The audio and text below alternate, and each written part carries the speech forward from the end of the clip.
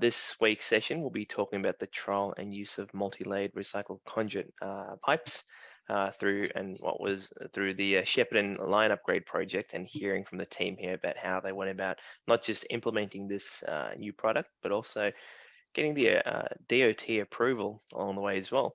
So my name's Doi Lee. I'm the industry manager with ecologiQ, and I'll be your host for today. So, and joining with me this week, we have Stephen Gauci-Williams, Environmental and Sustainability Manager with the Shepparton Corridor Upgrade, Acciona, as well as Akash Bannatwala, Environmental Graduate, Shepparton Corridor Line Upgrade with the Coleman Rail. So very long titles here in our industry. So just a little bit of housekeeping before we get underway. So you'll notice that your microphones will be muted. It is a webinar, so you won't be able to ask any questions, but there will be a chance to do a Q&A towards the end. So the first 20 minutes of our 30-minute presentation today, we'll have a chat to the team, hear from them, and we'll try and keep the last 10 minutes open for you to ask Stephen and Akash any questions about their experience using the recycled conduit pipes and how we brought about the DOT approval. So now, before I launch into it, I do want to acknowledge that we are, though we're meeting virtually, that we still meet on the traditional lands. And to that end, I'd like to pay and acknowledge the traditional owners and custodians of the lands upon which we meet. So for me, I'm sitting here on Boonwurrung country, or the people of the Coleman Nations, and I'd like to pay my respects to their elders past, present, and emerging, and any Aboriginal or First Nation people we might have here on the call today, and also pay my respects to the lands on which all of you might be dialing in from and seated. So, enough about me and us. So I might hand over I'd love to hear from the team now. So Stephen, can you tell me a little bit about yourself and your role within the project? Yeah, thanks, Doi. Good to be here today. So yeah, as Doi said, my name's Stephen. Been on the project now for the Shepparton line upgrade since September 2020, so just over the 2-year mark. I came in over from the Ballarat line upgrade, so in that regional rail revival space, working on those rail upgrades. And yeah, I head up environment and sustainability and work with the team very closely on everything that we do, especially in the important component of sustainability and implementation. Fantastic. And Akash? Hello, thanks, Doi. Hi, as said, I'm Akash. I am the environmental graduate on the Shepparton Line Upgrade project. I joined the project in March 21. And yeah, I've been working with Stephen and the team to push to the sustainability initiatives and and implementing that on site. So yeah, it's been a great journey so far. Great, thanks, Akash. So look, going I suppose straight to the product itself, can you tell me what is different about these conduit pipes compared to your traditional virgin conduit pipes? Stephen? Yeah, sure. Well, these pipes here are really great from manufacturers Vinadex. And these pipes are, as Doi said, are a multi-layered pipe, and it's about 50 or 60% that white ring or layer that you'll see in the image on the screen currently. That is all recycled PVC. And the Shepparton line was the first project to bring these into the rail corridor space and use them to build the current line upgrade that we're working on up to Shepparton. So it's just a straight or a typical heavy duty orange 100 mil electrical conduit that we use. The project entails 59 level crossing upgrades. So a huge signaling system that we had to do on the project is about 110 kilometers worth of signaling. So as you can imagine, a lot of conduits required. And yeah, these are the perfect suit for us, especially just in terms of working with a reputable supplier such as Vinadex, and then being able to use something with such a high recycled content.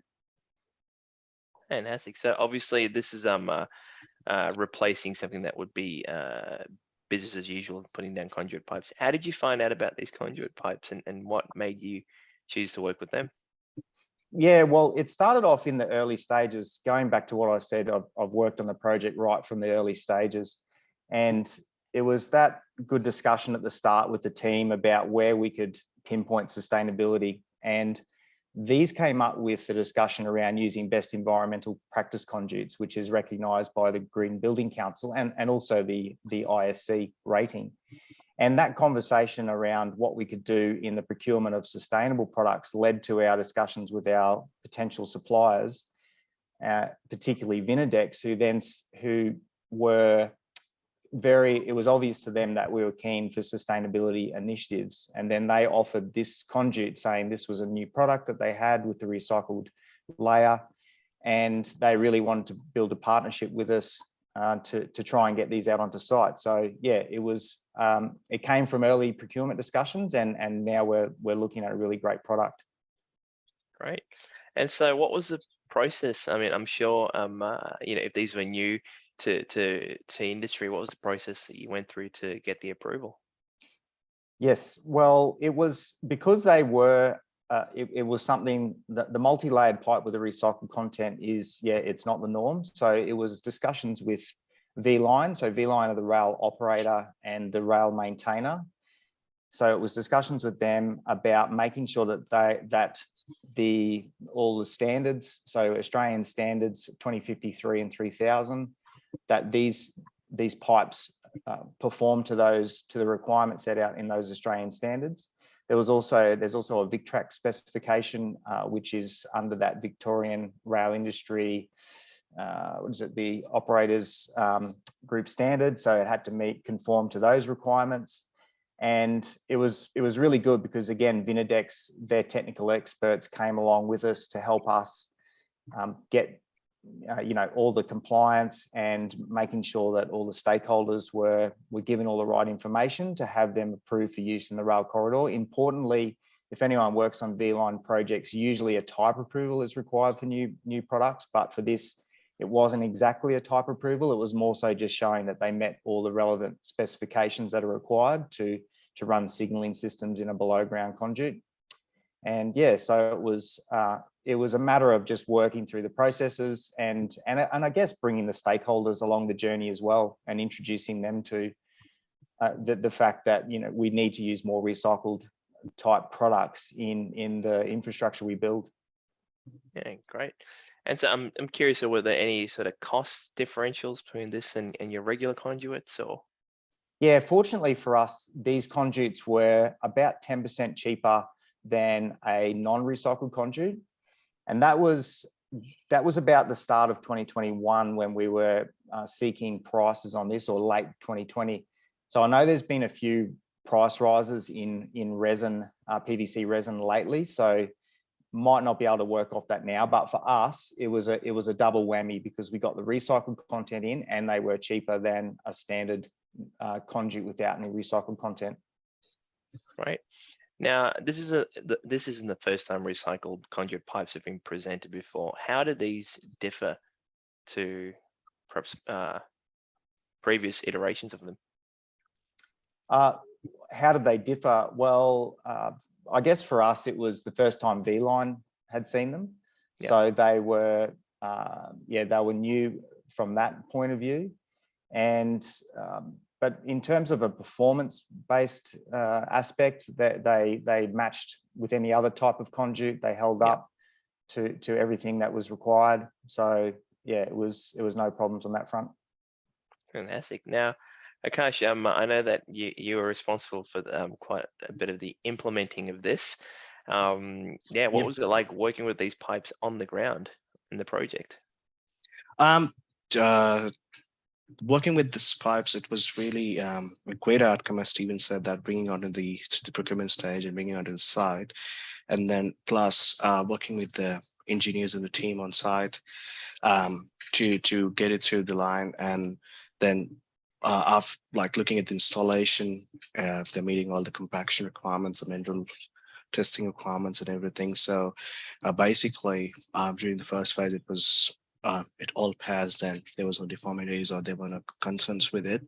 So basically, yes, everybody was happy, all the engineering team, the supervisors, and this, it was a really great outcome for the project, I guess. Plus, that I think, there might be some bottleneck someplace because of the ground condition in terms of the compactions, but obviously, they fixed it during the defects work. So yeah, so far so good. No issues with the conduit in the ground. Great. So and if I can just probe that a little bit more. So Yep. other than compaction, was there any other elements you had to consider when it came to handling or performance of these pipes or working with them? It can be, to be honest, it can be handled as same as a regular conduit. Yeah. It's because it's a HD, it's a high density PVC pipe, so it's the same. There's no special requirements to handle it or to store it or to lay it in the ground. It's the same type of packings when it goes in the ground, the trenches. It's the same sort of packing you would do with the regular conduits and do, and you just do it. You just compact with the bedding sand and then a bit of an ECL on the top. So the compaction, it would hold the pipes underneath, and yeah, basically that is it. So I think one technique they use is a bedding box method, which is just dragging the pipe through and then just laying it with the beddings on the top. That's what I said at the start. So yeah, that was it. No special requirements, I guess, are required for in terms of handling these pipes. Great. I suppose outside of that, were there any challenges or barriers you faced, and how did you overcome them when it came to bringing these on site? Challenges, I would think, in terms of challenges, they were, I think, just you know, when a new product comes in. So yes, it's always a challenge when it's always when you first lay it in the ground. It's always a you're always thinking that, okay, it might pass the test or not, because obviously you're laying many linear meters of this conduits in the ground, and obviously you can't go in there and just take it out again. So the initial challenge was just if it passes all the tests and it's compliant, and in terms of quality as well. So yeah, but yeah, I don't think there were major challenges. Stephen, do you think there was any challenge? Yeah, I think yeah, nice one. I think the main challenge really was, and it's important to recognize that these pipes are a multi-layered pipe. So that inner white layer, the way it's extruded in the factory is that you've got the virgin PVC being extruded directly with the recycled content. So it comes together, it's not actually bonded, it is extruded simultaneously as it goes through the extrusion machine. And there is a bit of a bad name out there about sandwich, they call them sandwich pipes or sandwich conduits, and they actually are glued together. So people do get a bit worried about debonding of those types of conduits. So for us, the challenge was just making sure everyone was aware of the actual manufacturing process, so that these are extruded as one and didn't have those sandwich type layers that are glued. So yeah, it was about just, again, bringing V-Line on the journey and back of house support from Vinadex to explain all the technicalities and the processes to then ultimately show how they did stand to the test of time of the Australian standards and even that video you showed with that squish test that they stood up to all the rigorous testing that any other conduit goes through. Fantastic. So and it's just to segue into that. So obviously the sandwich style, the former sandwich style conduit pipes had actually been banned by VicRoads for use more broadly. And one of the great outcomes of this project, Yep. and I'm going straight to the finale here, but obviously is that you're able to update VicRoads 733 spec for conduits and pits for underground wiring to permit for the use of these multi-layered conduit pipes. So I'm keen to understand how you came to be involved in that trial and how you supported that sort of reform of that specification. Perhaps Yeah. on to you, Akash. Yes. So when first of all, thanks to you, like Logic team and the regionally reliable sustainability working group. So basically, as a project, when we implemented this on site and we shared it with the wider group in a knowledge session, and then through that, obviously, we wanted to get this across to be used on road projects. And when we worked with ecologiQ and the MRPV on this, and when we had the DOT, when it came to the change to the DOT spec, yeah, we had to do a certain site visit as we did. And then during the site visit, we had a look at the installation, because the DOT surveillance officer wanted to have a look at the whole installation of the process, installation process, plus the compaction and mineral testing, because obviously they had some bad experiences in the past.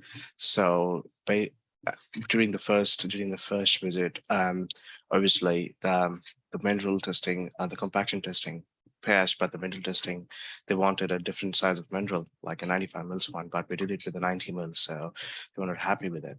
But we were fortunate, and with the help of the engineers on site and the supervisors and everybody on the project, we were ready to pull off and organize another site visit to look at the mineral testing and the compaction testing again, with the DOT surveillance officer, with the ecological team, with the technical managers and everybody.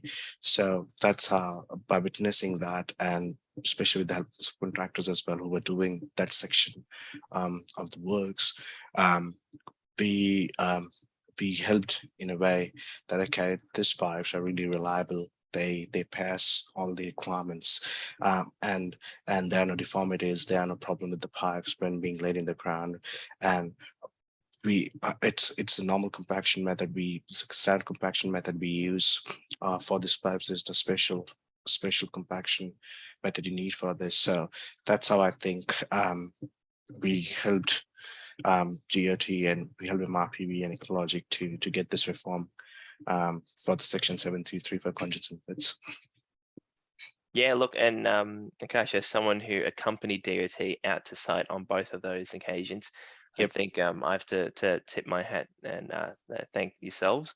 The project team was absolutely instrumental in ensuring that all of DOT's testing parameters were met, to give them confidence to update the spec and permit for use for these pipes on roads and things like that. But Stephen, I'm curious. So obviously, you heard that this sort of came about as a collaboration opportunity through the sustainability working group that the regional rail program has. So can you talk to us a little bit about the importance that you think about collaboration and knowledge sharing and lessons learned? Yeah, I think it's really important to note the power of a knowledge share session. Sometimes a knowledge share session may seem a little bit innocuous and you're not going to get much value out of it, but by simply having those knowledge share sessions, which was driven by both RPV and all the project teams, to then bring ecologiQ into those knowledge shares. And for us, it was about just sharing professionally amongst the group what we were doing. And so for me, that, again, the power of the knowledge share in having yourself, Doi, in the session, you're able to understand what we're doing, come up with an idea how you can bounce off what others are doing to then be able to do the success that Akash has just explained with the DOT spec. So I think that's a lesson with a good outcome, is that don't ever discount the power of knowledge share sessions. And also, to add to that too, I'd probably say, in terms of trialing new products, it's always, I think everyone should always have a surety that the manufacturer of products are always there to support as well. And for us, we were very fortunate again to work with Vinadex, who have got a very strong back of house team with technical support and are always ready to jump on board to help. So I think that's also a lesson, or more so a reminder for me that, and for us in our team, that when you bring new products in, there is always that technical support and assistance from your manufacturer and suppliers, and now these days too from yourselves, Doi, with ecologiQ, because even all of us coming together to get that DOT spec, it makes us all think, leverage off that success and look for future opportunities between us all. Yeah, fantastic. So, what sort of impact do you think you've had on the industry by bringing this this innovation forward? Well, I know Vinadex at your conference that ecologiQ held in early September, Doi, I know Vinadex now are putting more recycled PVC into the conduits. And so same standards, same ability, same durability, just with more recycled PVC. And I suppose one thing I picked up from the team there was also a bit more that we're going to look to do on the next stage of the Shepparton line upgrade and in the close the loop type situation, because Vinadex now are looking for people to actually supply them conduits, waste conduits, so that they can start putting that back into the product. So for us, and probably going back to a little bit to the lessons learned that you asked earlier, it would have been an opportunity to have that circularity in what we were doing on the project straight back to Vinadex and giving them any offcuts and a little bit of waste product that we were coming off the project. So yeah, it's I think it's good times ahead for these conduits and also for everyone else. And that's the whole point of today as well. I'm hoping those that are listening can capitalize on what we've done and what DOT now have in their spec to be able to keep going and growing forwards. Fantastic. Well, this is very much a knowledge share, and on that theme, and if people are inspired here today, what's your one key message for them to make a change in the industry? It's be courageous, say something in meetings, just give something a go, because you never know how far it's going to go. And yeah, so just throw everything at it, and if it comes about, it comes about. Often it will. So yeah, just give anything a try, because you just never know what that little try or that conversation, how much power it can have. Fantastic. And Akash, any last pearls of wisdom for the audience from you? I'd say believe in yourself, and yeah, keep working through it, because as Steven said, you never know. Once you bring something on to the project, or once you trial something on, you would never know if it was good or bad. So don't be afraid to trial it on. Fantastic. Thank you both. Now, I'd like to open it up to the audience now. It is a webinar, so gentlemen, if you hop into the Q&A function, you'll see the questions there. I've got the first question here from Anand, so we'll answer these live. Anand, your question to the team here is, MTM has a standard that states conduits need to be minimum class 12 conduits. In the past, PowerCore has told that HD conduits are class 10 conduits. Can it be possible that class of conduits are specified on website brochures to help us select the right product? Might be a question for perhaps the supplier, but just on the off chance, would you happen to know whether these? No, I don't, but I'm certainly happy to provide the supplier's details so that they can be followed up, because as I said, that they're more than willing to help with this sort of thing. So yeah, happy to supply that in whatever format you offer to provide additional information. Yeah, for sure. I'm happy to fish it out. I've got the contact details for Joe Baresi and Ryan Kerr, both technical sales and product development people at Vinadex. I'm sure we'll be happy to answer that one. So next question is from an anonymous attendee. Usual questions about all these products with recycled content. Can these be recycled at the end of life? They sure can. Yep. Sure can. Yeah. Go back into the loop. And I think that project that you're looking at in terms of collecting offcuts and other PVC probably speaks to that. Yeah.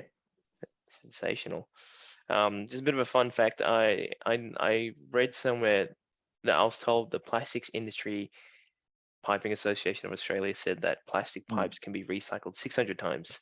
I'm not sure how they quantified that, but yeah, I think plastic, as we know, can be kept in the loop for quite some time. So next question we've got here is from Imad.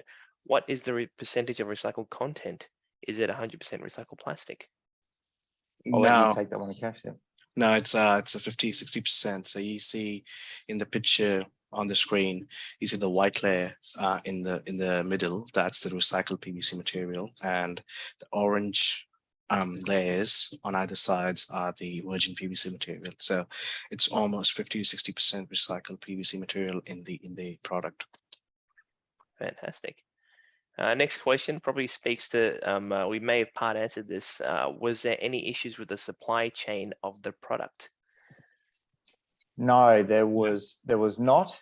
We had a good, I guess, confidence from the supplier that they were able to supply everything. I think, Akash, whereabouts are we? Around 600 to 700 tons we used? 735 tons. 735, yeah. So if you think of an 18 kilo length of PVC conduit at 4 meters, you can, and then think of 735 ton, you can imagine how much we use. So yeah, they gave us confidence that the supply was there.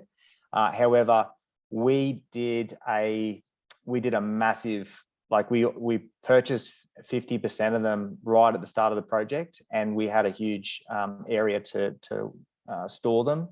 So that was going back, as I said, around the start of 2021. So I guess we were good to go for the project, but yeah, again, get in contact with Vinadex for supply chain, I guess supply stock, considering they're probably rolling out the door a bit sooner now, or a bit faster. Right. By my count, we have 3 questions and 3 minutes to go. From Damien, noting the inner core is recycled PVC, is the orange colored outer edge also PVC?